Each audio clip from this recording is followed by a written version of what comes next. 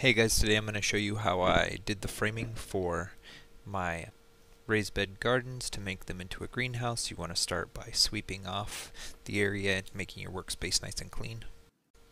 Next, you're going to want to determine how big of a box you want to have so you know how long to cut your wood for your frames. Mark off your wood where you're going to want to cut it and use a square to draw a line all the way across. So that you can saw a straight line. I decided to use 2x2 lumber to build my frame out of. You can build it out of cheaper materials like PVC pipe and whatnot, or scavenge materials, but we get a lot of winds in my area that I wanted to prevent my greenhouse from blowing over, so that's why I decided to use the 2x2s to frame it with. While you're cutting the wood, you're going to want to make the cut as straight as possible, so make sure your wood isn't skewed off the back rest. It's got to be really tight against it. You want the cut to be straight across the wood because it's going to be sitting on top of the other piece of wood, so if it's not straight, your board will be crooked coming off of the bed.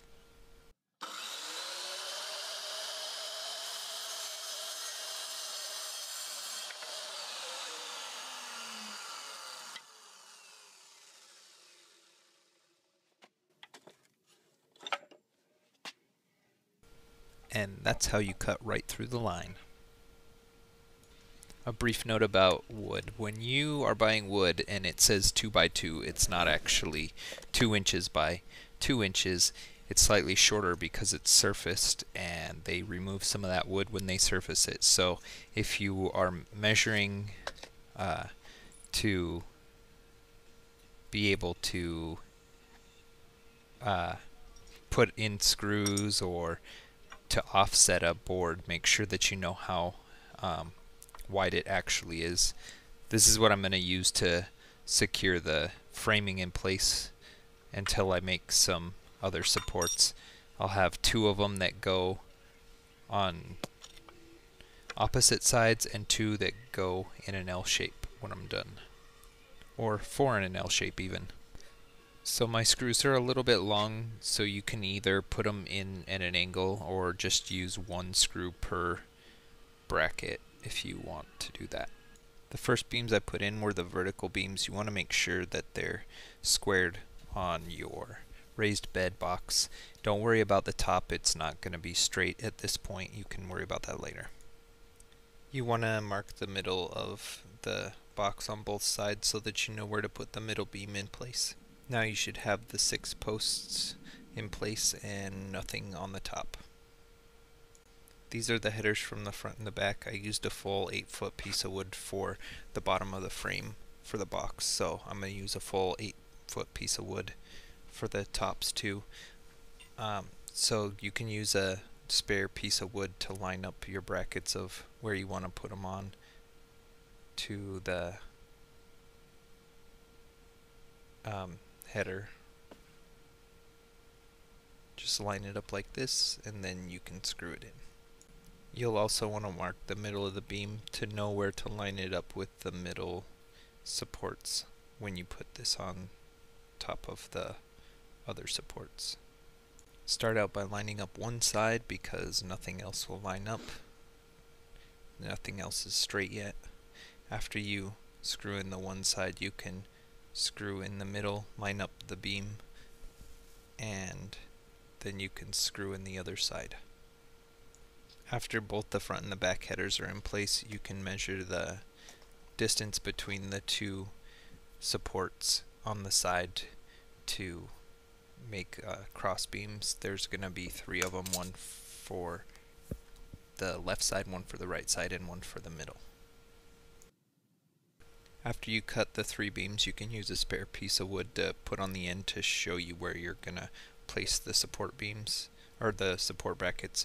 There's going to be 1 in the middle that's going to come on like this, and the ones on 1 on each end of each beam. The ones on the side need to not overlap the side of the wood because it'll cut into the plastic. The one in the middle can be centered, and the one on the other side needs to not overlap on the opposite side of the wood. You can screw those in on both sides of the beams before you stick them up on top. So how you do that is make sure that another board, there's nothing overlapping so that you don't puncture the plastic when you put it on later. Looks like I missed the video where I showed where to attach them, but basically you just want the pieces to be straight with the other beams. After you get those in place, this is how you're going to straighten out the frame so it's perpendicular to the ground. You're going to make triangle cross beams to brace it with. Basically, every triangle has 180 degrees in it, and if you know that you want the bottom corner to be 90 degrees, then you have another 90 degrees to work with. So you can make 60-30 degree cuts or 45-45 degree cuts, which my saw doesn't make 60 degree cuts very easily, so I'm just going to do 45 and 45, and it doesn't really matter how long I make them because I'm just going to use it to give it support, and I'll add a bunch more if I need to have more support than I end up with. Now I have the saw set up to make a 45 degree cut on one end of it, and then after I make this cut you need to flip the board around the other way to make the second cut so that it'll line up properly. Now I have the board flipped around so that the saw will cut it the opposite direction, so that when you line it up on the two beams you will get a triangle and it will line up correctly.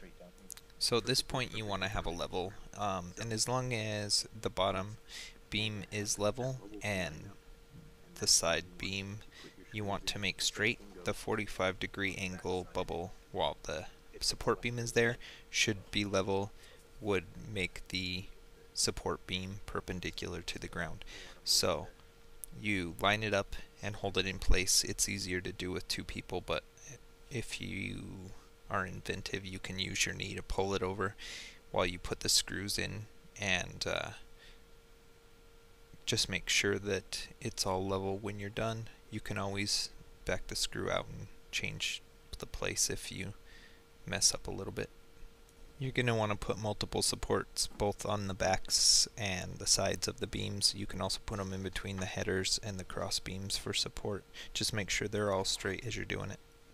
After that's done, you can put cross beams in between the sides and the middle on the front half. And then after you do that, you can measure between the two to create a door the right size. Then I put a piece of cardboard in between all the sides while I'm putting the door together so that it stays just slightly smaller than the frame does, and leave it in place until you have the latches on. If the door still doesn't swing properly when you're done, you can use a plane and plane some of it off or sand it depending on how much needs to come off at the end. Join me next week as we add the plastic sheeting to turn it into a greenhouse.